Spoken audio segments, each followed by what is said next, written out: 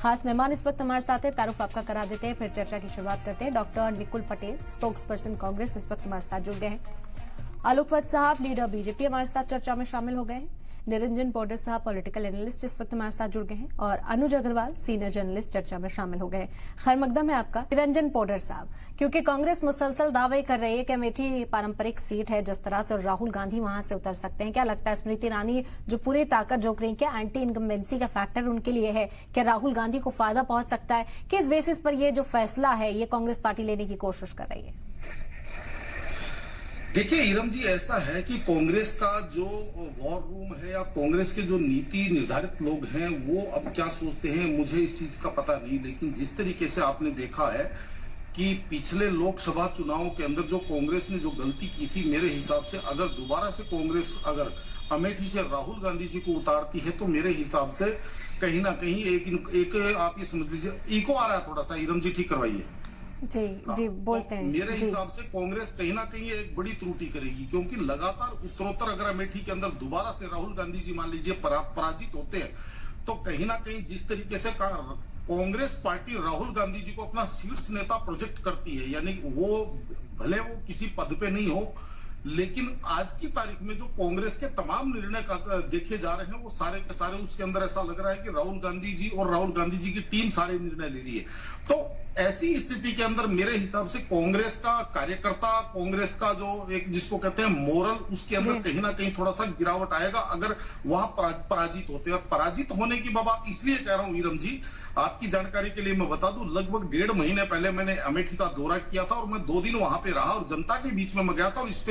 Specially इसी चीज के लिए मैंने जब वहां पे जाकर के जनता से बात करी तो आप यकीन मानिए बहुत सारी जगह से ये चीज निकल करके आई कि अगर राहुल गांधी जी वायनाड से चुनाव ना लड़ करके केवल अमेठी से पर्चा भरते हैं और उसके बाद में आकर के यहाँ जनता के सामने अगर झोली फैला करके बात करते हैं तो जनता निश्चित रूप से राहुल गांधी जी को इस बार जो है चुनाव जिता करके भेजेगी। क्यों? क्योंकि अमेठी की जनता भी ये मानती है कि कांग्रेस का, या यूं कहें कि गांधी परिवार का अमेठी से एक बहुत पुराना रिश्ता है, जिसको कहते हैं एक परंपरागत रिश्ता है। लेकिन अमेठी और वायनाड दोनों जगह से अगर राहुल गांधी जी चुनाव लड़ते हैं तो निश्चित रूप से अमेठी के अंदर इनको वो अपेक्षित सफलता नहीं मिलेगी। उसका मेन कारण यह है कि जिस तरीके से आपने देखा है कि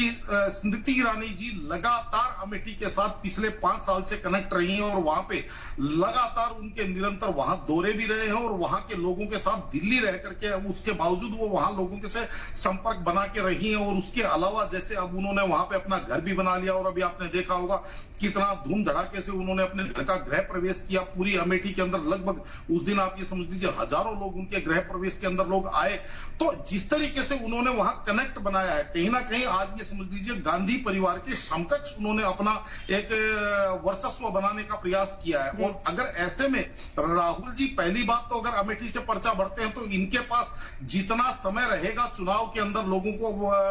कनेक्ट करने के लिए,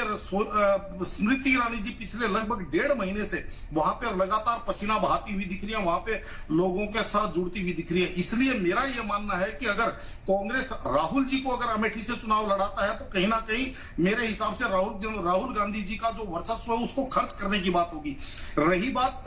रायबरेली की, तो रायबरेली के अंदर प्रियंका जी को अगर चुनाव कांग्रेस लड़ाती है तो निश्चित रूप से आप ये समझ लीजिए रायबरेली की जो जनता है वो आज भी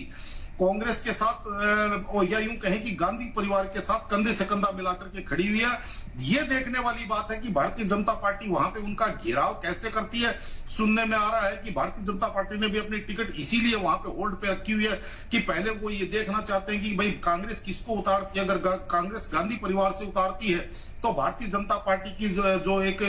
सूत्रों से पता चलता है कि भाई मनोज पांडे को भी भारतीय जनता पार्टी, जो अभी समाजवादी पार्टी के टिकट के ऊपर विधानसभा जीत करके आए थे और उसके बाद में राज्यसभा में भारतीय जनता पार्टी का साथ उन्होंने दिया था, तो मनोज पांडे जी के भी वहां पे उम्मीदवारी के चांस बनते हैं। और दूसरी तरफ ये भी पता चल रहा है कि भाई जो संघमित्रा मौर्य को भी उन्होंने जैसे अभी तक होल्ड पे डाला हुआ है कि कहीं ना कहीं संघमित्रा मौर्य को वहां रायबरेली के अंदर प्रियंका जी के सामने खड़ा करके एक तीर से 2 शिकार करने वाली बात। तो कुल मिलाकर ये जो अहम सीटें हैं इस पर स्ट्रैटेजी कब तक बन जाएगी? निरंजन पॉडर साहब, सवाल ये भी उठ रहा है कि वायनाड की जो वोटिंग है उस पर असर ना पड़े, इसी वजह से अब तक अमेठी और रायबरेली की सीट को लेकर ऐलान नहीं किया गया। मुसलसल परिवारवाद का जो इल्जाम है वो भी लगता रहता है। इसी वजह से कहा जा रहा है कि कांग्रेस कुछ सब्र करती हुई नजर आ रही है। क्या वाजिब सवाल है? देखिए इरम जी, ऐसा है, मैं बार बार कहता हूं कि कांग्रेस की नीतियां कौन बना रहा है, कांग्रेस के निर्णय कौन ले रहा है, मेरे समझ से परे की चीज है। क्योंकि जिस तरीके से वायनाड के अंदर पिछली बार राहुल गांधी जी चुनाव लड़े थे और 4 लाख से अधिक मतों से चुनाव जीते थे, और इस बार कांग्रेस ने एक गठबंधन बनाया, इंडिया गठबंधन, और उस इंडिया गठबंधन के तहत मेरे को ये चीज समझ में नहीं आई कि कांग्रेस इसको पा क्या लेगी, क्योंकि कांग्रेस ने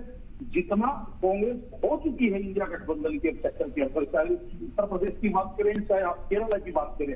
केरला के अंदर के भी आप ये देखिए कि जिस तरीके से राहुल गांधी जी को वहां से धकेलने का प्रयास किया गया, डी राजा की जो पत्नी है उनको वहां से कम्युनिस्ट पार्टी ने अपना प्रतिनिधि बनाया, और आप देख रहे होंगे कि केरला के अंदर कैसे कैसे बयान इनके लिए दिए जा रहे हैं, विशेषकर उनका जिनको आप अपना गठबंधन का साथी बता रहे हैं। कल वहां पे एक विधायक ने यहाँ तक कह दी कि राहुल गांधी जी का डीएनए टेस्ट करवाना चाहिए। ये तो फोर्थ कैटेगरी की समाज है, ये मतलब फोर्थ कैटेगरी का व्यक्ति है ये। यानी कहने का तात्पर्य यही है कि आप, और उसके बाद में उसका समर्थन कहीं ना कहीं आप समझ लीजिए वहां के मुख्यमंत्री और कम्युनिस्ट पार्टी के आज के कद्दावर नेता है अच्युतानंद जी, उन्होंने भी उसका समर्थन किया। उन्होंने भी ऐसा नहीं कि उस बयान को कहीं कोई खंडन किया। तो आज जिस तरीके से कांग्रेस ने वहां पे वायनाड के अंदर, हालांकि हार नजर नहीं आती, लेकिन वास्तविकता क्या होती है रणदीप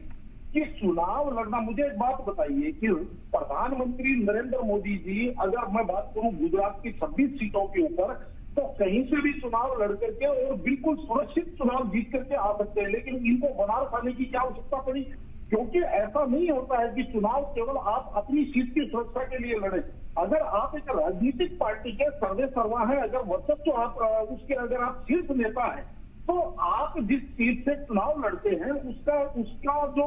भौगोलिक परिस्थितियां है वहां की, उसका भी इसके ऊपर असर होता है। प्रधानमंत्री जी ने बनारस केवल इसलिए चुना क्योंकि यहाँ से बिहार प्रभावित होता है, पूर्वांचल प्रभावित होता है, आसाम प्रभावित होता है, और ये जो प्रभाव है ये कदाचित पूरे उत्तर प्रदेश तक जाता है। तो कहने का तात्पर्य, और दूसरी तरफ आप ये देखिए कि उसी अवध क्षेत्र की 2 सीटें रायबरेली और अमेठी, जो इनकी परंपरागत चीज थी, कहीं ना कहीं इन्होंने वहां, आप ये समझ लीजिए अपना एक हिसाब से समझ लीजिए एक असुरक्षा की भावना के तहत इन्होंने वहां से एक अपने आप को थोड़ा सा साइड करके या उसको अपनी रणनीति के तहत पीछे धकेल करके, और आज जिस तरीके से उत्तर प्रदेश के अंदर, और विशेषकर मैं भी आपको क्या करा था, इंडिया गठबंधन की मैंने बना, अब इसके अंदर ये क्या पा जाएंगे, मेरे को तो चुनाव बाद में इस चीज का विश्लेषण करने का समय मिलेगा, मैं जरूर करूंगा। लेकिन अगर चुनाव से पहले की बात करूं तो जो 17 सीटें इनको दी गई हैं, 2 सीटों को अगर रायबरेली अमेठी को भी हटा दें, 15 सीटों के अंदर 5-6 सीटें ऐसी हैं जो कांग्रेस के कद्दावर नेता हुआ करते थे, चाहे आप पीएम पूनिया को कह लें, चाहे आप सलमान खुर्शीद को कह लें, चाहे आप प्रमोद तिवारी जी को कह लें, वो अपनी अपनी सीटों के ऊपर जिस तरीके से तैयारी करके बैठे, चाहे मुरादाबाद की बात करें, चाहे आप तो कहने का तात्पर्य ये है कि उन सीटों को भी समाजवादी पार्टी के कंपनियों ने दे दिया। ठीक है, इस पर भी तफसील हासिल करेंगे निरंजन पोडर साहब, क्योंकि निरंजन पोडर साहब से समझते हैं, पॉलिटिकल एनालिस्ट हैं, ज्यादा समझ रखते हैं। निरंजन साहब जी, सवाल कीजिए। सर्वाइवल वर्सेस सरकार, वो कह रहे हैं कि कांग्रेस को तो सर्वाइवल की लड़ाई अभी करनी पड़ रही है, हम तो लड़ रहे हैं इसलिए कि सरकार बनाएंगे। तो ये उम्मीदें जो हैं बीजेपी की मुसलसल सामने आ रही हैं, अपनी जो कयास सराइयां हैं वो की जा रही हैं, और चैलेंज कहीं से कहीं तक महसूस नहीं कर रहे। क्या ये भी ठीक है? क्योंकि कांग्रेस भी हम देख रहे हैं कि पूरी तरह से राहुल गांधी हो या तमाम लीडरान हो, जमीनी सतह पर काम में जुटे हुए हैं। देखिए इरम जी, ऐसी बात नहीं है, कांग्रेस ऐसा नहीं है कि कांग्रेस लड़ रही है, कांग्रेस लड़ती हुई दिख रही है, लेकिन वास्तविकता ये है कि जो आज के परिप्रेक्ष्य के अंदर जिस प्रकार के निर्णय होने चाहिए, या यूं कहीं की जो कठोर निर्णय होने चाहिए, और इसके अंदर मेरा तो ये मानना है इरम जी कि राजनीति के अंदर कोई भी एक चुनाव अंतिम चुनाव नहीं होता है। और कांग्रेस का मेरे को ये चीज समझ में नहीं आई कि सबसे बड़ी परेशानी तो जानते हैं क्या है, कि जब भी कांग्रेस को कोई आदमी किसी प्रकार का उसका आईना दिखाने की कोशिश करता है, कांग्रेस को कोई आदमी उसकी कमियां बताने की कोशिश करती है, कांग्रेस कहती है ये भाजपा का आदमी है। मैं ये बात इसलिए कह रहा हूं कि 2023 के अंदर जो विधानसभा चुनाव हुए थे उसके अंदर राजस्थान के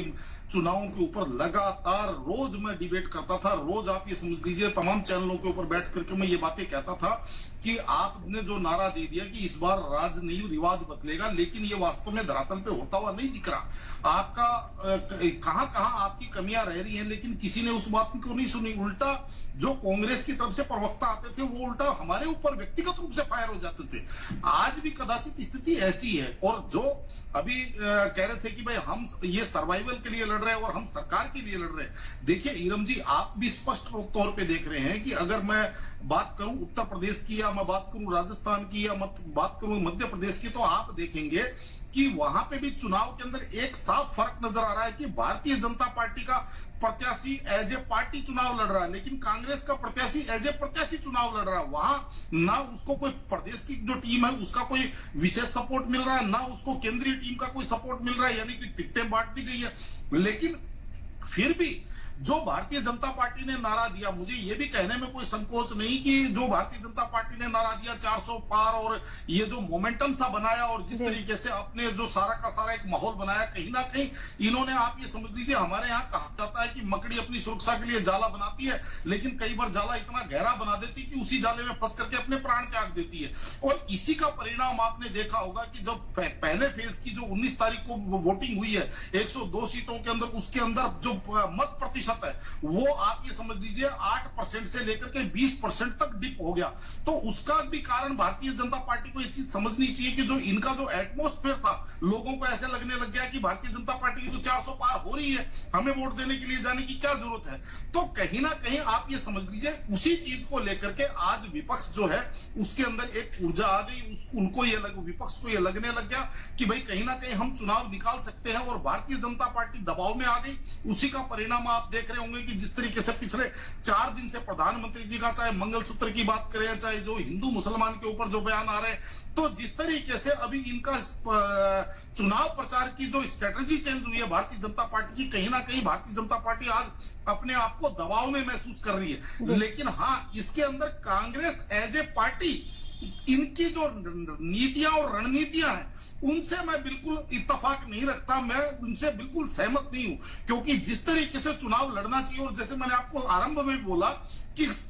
कोई भी चुनाव अंतिम चुनाव नहीं होता है। कांग्रेस को अगर जिस तरीके से उत्तर प्रदेश के अंदर समझौता करना पड़ा समाजवादी पार्टी का, इसकी बजाय अगर कांग्रेस वहां अकेले चुनाव में जाती, हो सकता है 2 सीट लाती, हो सकता है 3 सीट लाती, लेकिन भविष्य के लिए उसका संगठन, वहां पे संगठन खड़ा होने की संभावना होती। लेकिन अब कांग्रेस कहीं ना कहीं अपने आप को वहां से विदाई की तरफ आगे लेके जा रही है। तो ये जो नीतियां और रणनीतियां जो बनाने वाले लोग हैं, उनके बारे में तो देखिए मेरा कुछ कहना बनता भी नहीं है।